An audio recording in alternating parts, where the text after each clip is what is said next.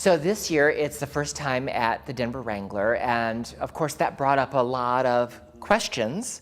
But how did that even begin? How did the Denver Wrangler become the site for the burlesque to make a difference? Well, it arrived on our doorstep, like so many things have with the foundation. And the whole organization exists because people sent money in memory of Matt, hoping that something could be done with it that would happen. And there's a lot of kismet that surrounds the organization, and this was another instance of it. Anthony Aragon, who is involved in almost every LGBTQ charitable cause in town and has been for essentially forever, came to us this late spring, early summer, and said, I know you guys always stress out about figuring out how to put on a Friday event in addition to your gala.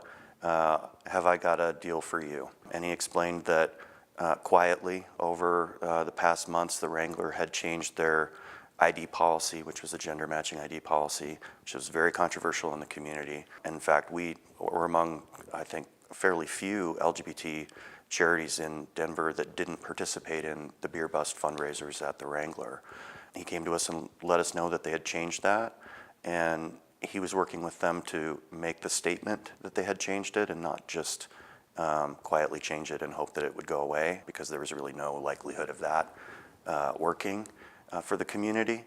And so we went over and had a meeting with Chris and Anthony and David and a few of our team and talked about it.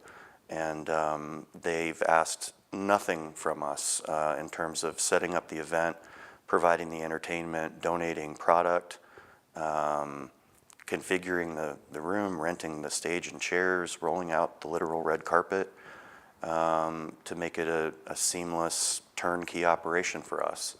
So that was the upside of it.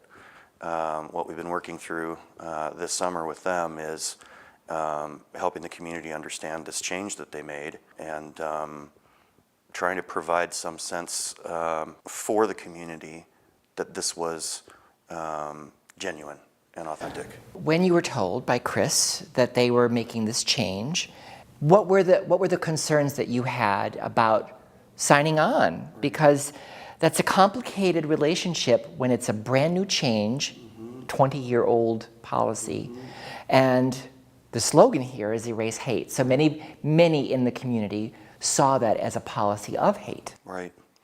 And to preface what I'll say about that, we would never presume to tell anyone to make their hurt go away.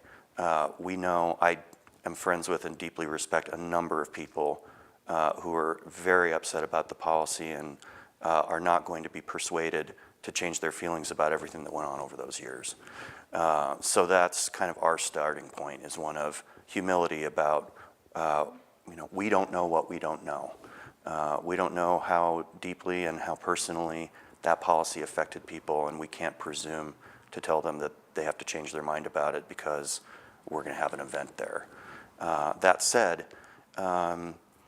we've always been about motivating individuals to do what's right regarding hatred and replacing it with understanding and compassion. And we essentially have the choice of worlds to live in every day, whether we're going to personally contribute to a world without hate or if we're not. As the saying goes, the best time to plant a tree is 30 years ago, and the second best time is today. And so we're about today and we're about tomorrow. And if this event is an opportunity for people to finally be heard, make some choices about how they're going to feel about the Wrangler, how they feel about the change of ID policy, then we're pleased to be a part of the conversation and to try to take it to that place.